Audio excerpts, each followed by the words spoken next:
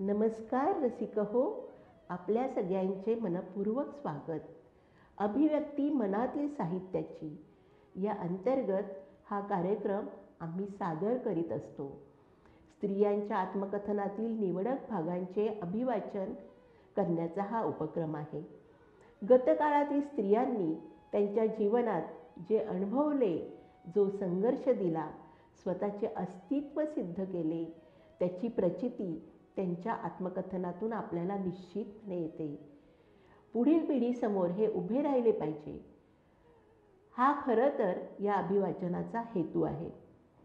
ह्या भागात आपण ऐकणार आहात लेखिका सुनीता देशपांडे यांच्या आहे मनोहर तरी या आत्मकथनाचे अभिवाचन.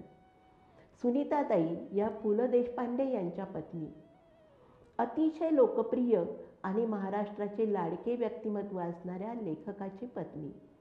पण सुनीताताईंचे आत्मकथन मात्र त्यांच्या स्वतंत्र व्यक्तिमत्वाची साक्ष देणारी आहे आणि अतिशय वेगळ्या स्वरूपाची आहे, हे लक्षात आल्याशिवाय राहत नाही.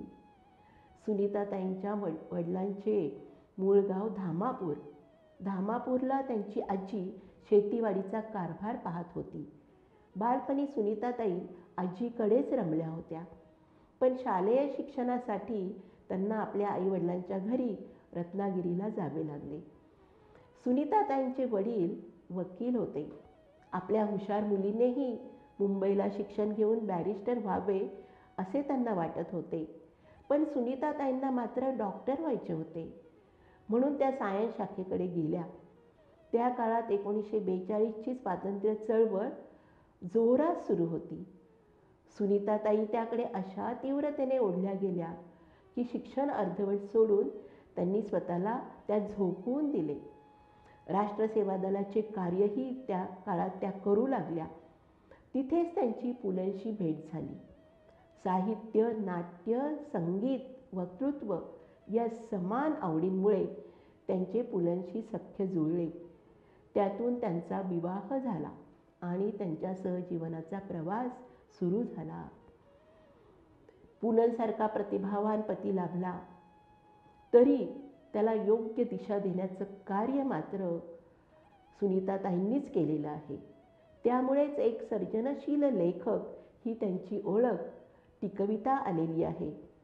जीवनाच्या प्रत्येक टप्प्यावर सुनीताताईंनी स्वतंत्र विचार मांडलेले आहेत, स्वतंत्र व्यक्तिमत्व प्रकट केलेलं आहे मनोहर तरी या आत्मकथनाचे अभिवाचन आता आपल्यासमोर सादर करीत आहेत डॉक्टर शुभांगी आवटी.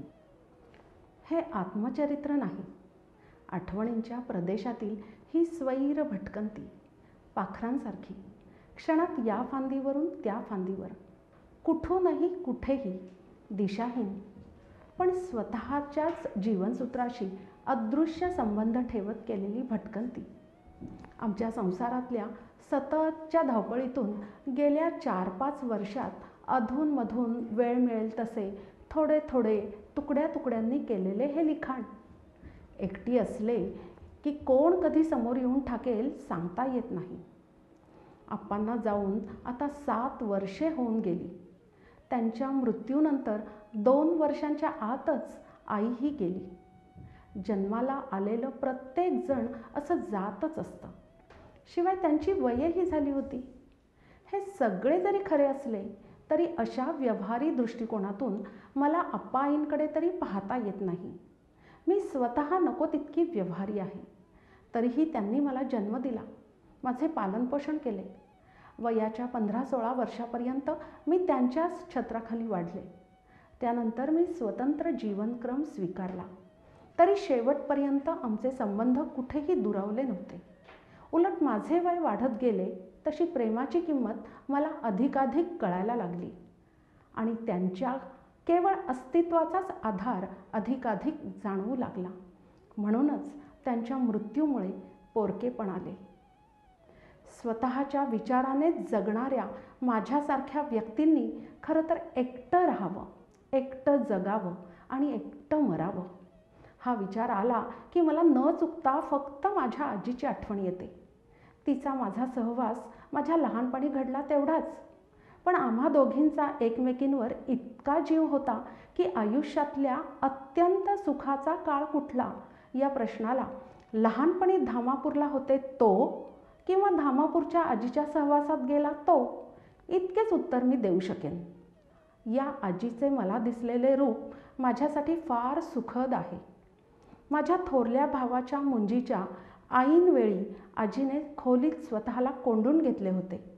हळदी कुंकवासारख्या समारंभाला विधवा बाईने न जाणे हे जसे आपण गृहीतच धरतो, तसेच कोणत्याही मंगल कार्याला धामापूरच्या आजीने न जाणे हे आमच्या घरात गृहीतच धरले गेले होते. जवळच्या अगर दूरच्या कोणत्याही नातेवाईकाकडच्या कोणत्याही कार्याला आजी कधीही आली नाही, अशी माझी आजी. महिनाभरात माझे लग्न होणार ही बातमी कळताच त्यासाठी आपणहून रत्नागिरीला मुक्कामाला आली. प्रत्यक्ष लग्नाचा समारंभ वगैरे काहीही नाही, धार्मिक विधी तर नाहीच नाही, पण साधी माळ देखील नाही. या सगळ्यांमुळे माझी आई नाराज होती, पण आजीने समाधानाने आणि उत्साहाने माझ्या प्रत्येक वागण्याला मनापासून आशीर्वाद दिला. त्यावेळची आणखी एक गोष्ट आठवते आणि हसू येते.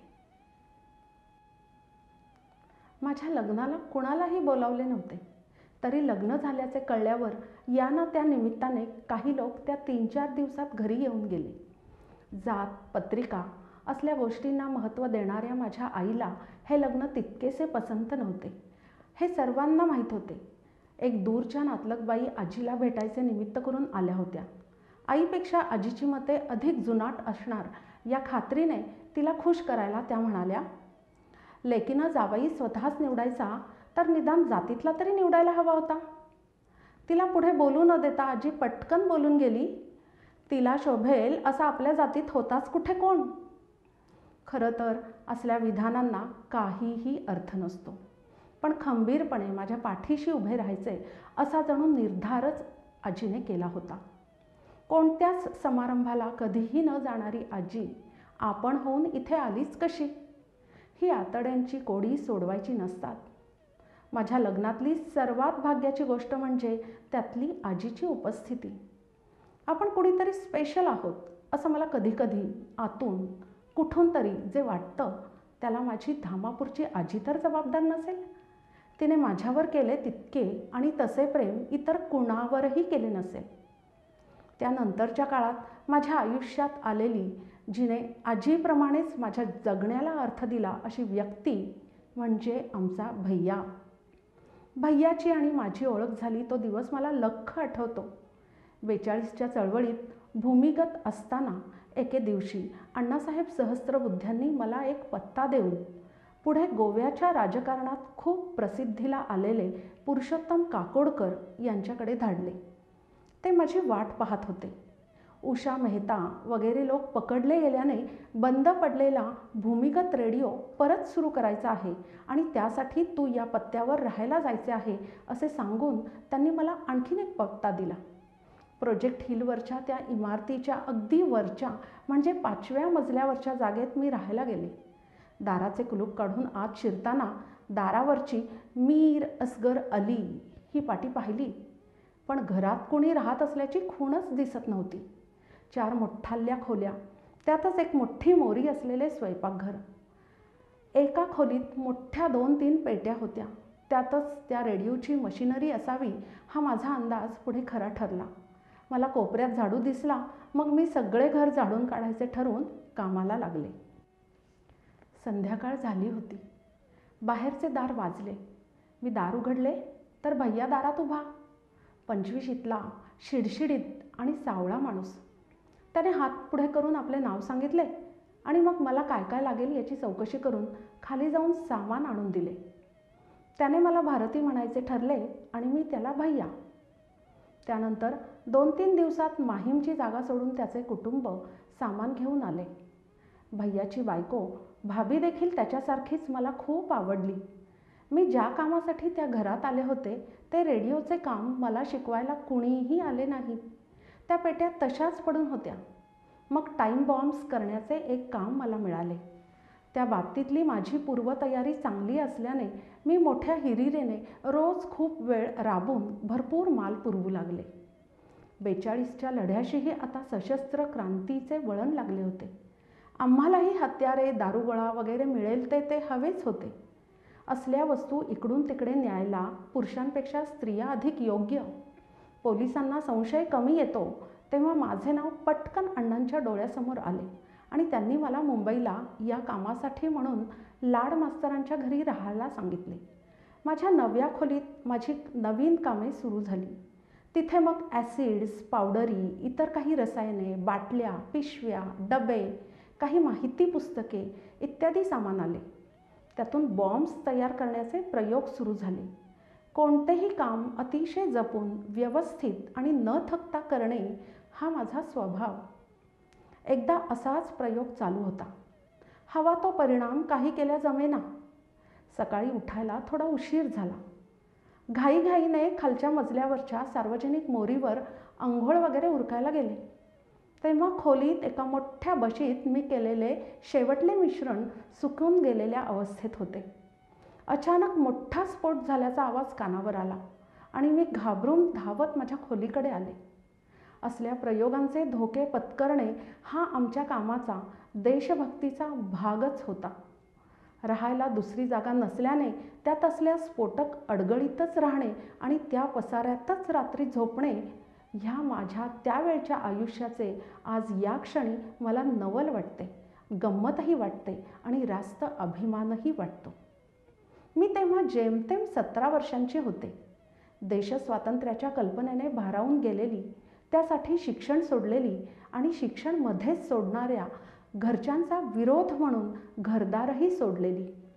वडिलांच्या मनाविरुद्ध वागायचे स्वातंत्र्य हवे तर त्यांच्या पैशाला हात लावायचा आपल्याला अधिकार नाही असे मनापासून वाटत असल्याने वाटेल त्या हालअपेष्टा सहन करत स्वतःहून स्वतंत्रपणे जगणारी आणि वृत्तीने बंडखोर, तेजस्वी.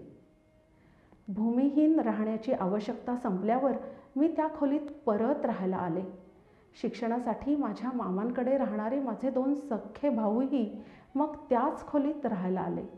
मी स्वतःपुरती कमवत होते. पैसे कितीही पडले तरी असेल त्यात भागवत होते. घरून आलेले पैसे घेत नव्हते.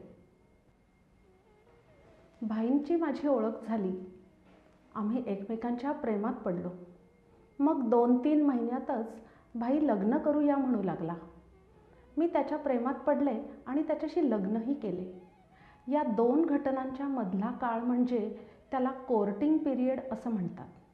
तो आमच्या बाबतीत कसा होता याची गंमत म्हणून 2-3 उदाहरणे सांगावीशी वाटतात.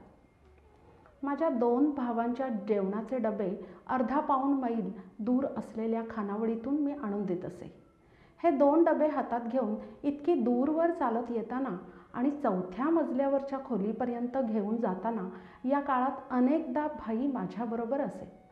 आम्ही गप्पा मारत येत असताना वाटेत क्षणभर थांबून जड झालेले डबे रस्त्यात ठेवून मग या हातातला त्या हातात असे मी करीत असे. पण कधी चुकूनही भाईने आण इकडे ते डबे असे म्हटले नाही. त्याला ते कधी सुचलंच नाही. त्याचा तो स्वभावच नव्हता. तो माझ्या खोलीवर अनेकदा येई, पण हॉटेलात असे आम्ही फार कधी जात नसू. त्या 1.5-2 वर्षांच्या काळात 3-4दाच आम्ही हॉटेलात चहा घेतला असेल आणि त्या प्रत्येक वेळी पैसे प्रथम मीच काढायला दिले. अशी अनेक कारणे असू शकतील, पण त्याला माझ्या चहाचा खर्चही कधी करावा लागला नाही. मग भेटवस्तू वगैरेचा विचार तर संभवतोच कुठे. इतरांचा मला ताप नको आणि माझा इतरांना नको अशी माझी वृत्ती असल्याने माझ्या सारखीने एकलकोंडे जीवन स्वीकारायला हवे होते. पण या दोषांच्या जोडीला काही गुणही होते. मुख्य म्हणजे माझे तारुण्य होते आणि मी प्रेमात पडले होते. भाईला दुखवणे, त्याचा विरस करणे हे मला जमेना. मी हो म्हटले आणि आम्ही लग्न केले. काही आठवणी इतक्या हळुवार सुखाच्या असतात. लग्नानंतर 3-4 महिन्यांनी आम्ही रत्नागिरीला गेलो. आईने अंगणात लावलेला पारिजातक चांगला 8-10 वर्षांचा झाला होता. सकाळीच त्या पारावर आणि अवतीभोवती खूप फुले पडत. त्या दिवशी सकाळीच मी परडी घेऊन फुले वेचत होते. नुकतीच न्हाऊन आल्याने पाठीवर केस मोकळे होते. अचानक भाई मागून आला आणि त्याने पारिजातक गदागदा हलवला. झाडावरच्या दवात भिजलेल्या ताज्या फुलांच्या पावसात मी पुन्हा नखशिकांत न्हाऊन निघाले.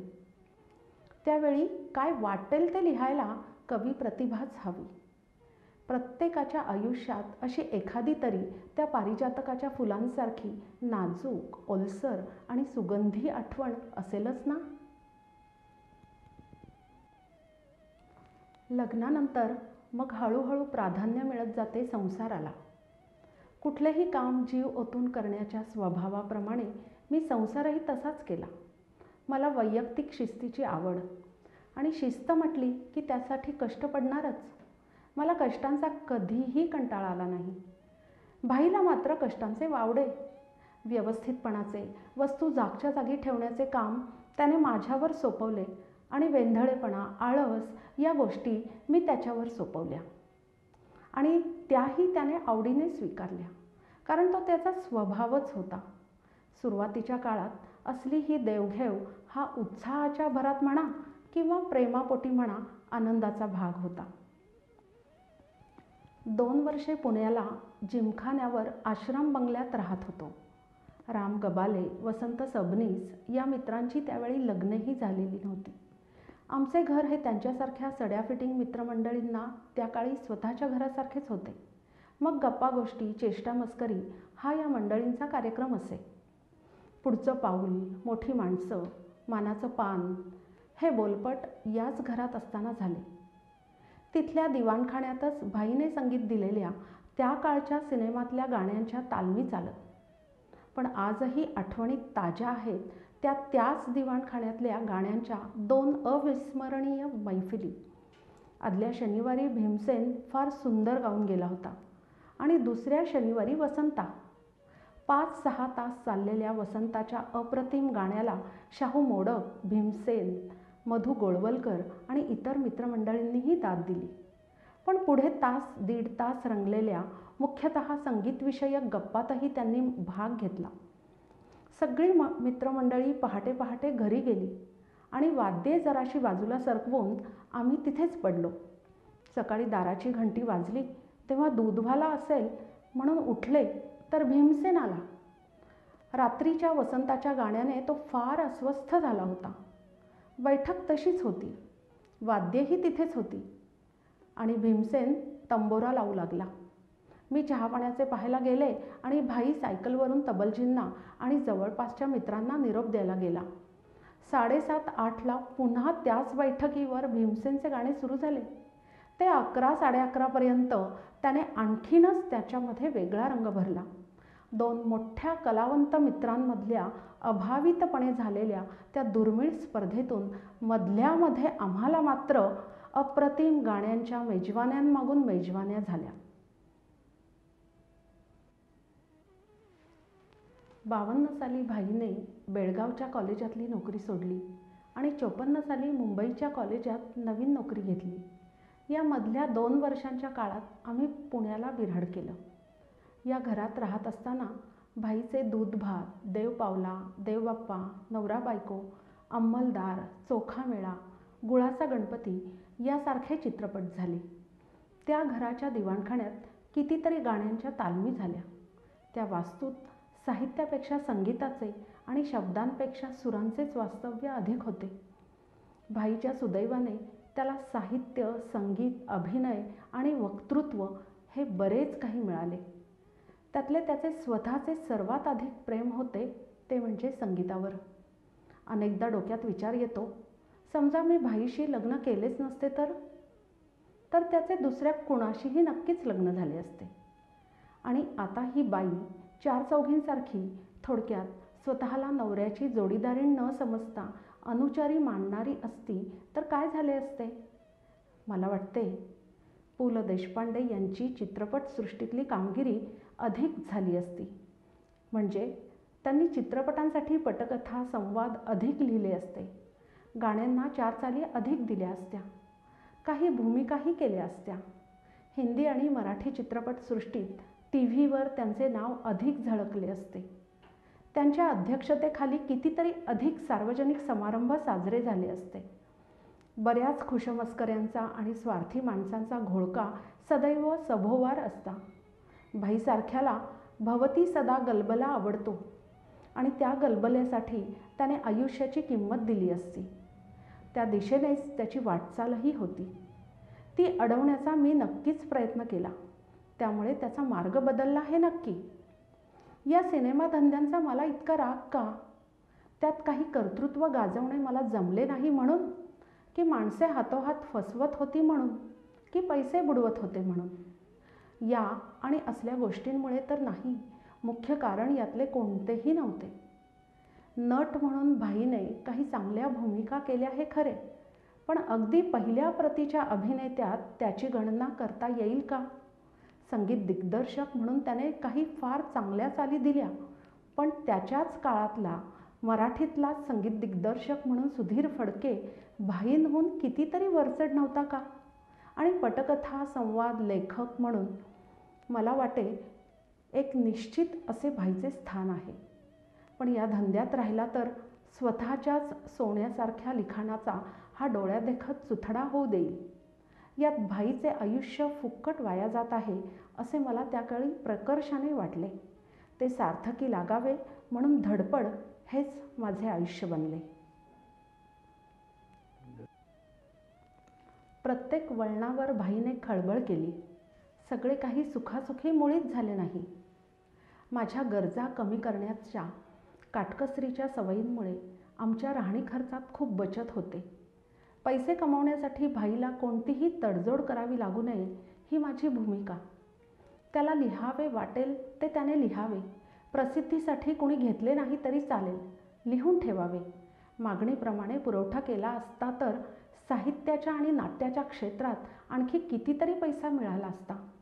पण कुठे थांबावे याबद्दलचा विवेक जागृत ठेवून निर्णय घेतल्याने प्रतिष्ठेने जगता आले आणि आमच्या गरजेबाहेरचा हा अधिकचा पैसा समाजकार्याकडे वळवल्याने त्याचे ओझेही झाले नाही. कुठे थांबावे याबद्दलचा विवेक म्हणजे मला माझ्यापुरते काय म्हणायचे आहे ते सांगते. बटाट्याची चाळसारखा कार्यक्रम लावताना पहिल्या रांगांचे तिकीट त्या काळी 15-20 रुपये लावले असते तरी सहज हाऊसफुल झाले असते. इतकी मागणी असतानाही मी तिकिटांचे दर त्या काळातल्या सर्वसामान्य पद्धतीप्रमाणे 7 ते 2 रुपये असेच ठेवले. कितीही मोठी बिदाई देऊ केली तरी दर्जेदार प्रयोग करण्यासाठी आवश्यक त्या सर्व सोयी नसलेल्या ठिकाणी प्रयोग लावून कलाकारांना आणि प्रेक्षकांना क्लेश देण्याचे साफ नाकारले. प्रयोगांच्या पातळीबद्दल आणि दर्जाबद्दल सदैव जागरूक राहिले. आणि सर्वात महत्त्वाचे म्हणजे बटाट्याची चाळ प्रयोग लोकप्रियतेच्या शिखरावर असताना 50 प्रयोग झाल्यावर नवे प्रोडक्शन रंगभूमीवर येईपर्यंत हा कार्यक्रम लावायचा नाही हा निर्णय जाहीर केल्याने भाईंच्या हातून वाऱ्यावरची वरात हे नवे प्रहसन लिहून झाले. वरातीचे प्रयोग होताच पुन्हा हेच धोरण स्वीकारले आणि पुढेही तेच चालू ठेवले. म्हणूनच असामी असामी, वटवट वटवट वगैरे कार्यक्रम भाईंच्या हातातून लिहिले गेले.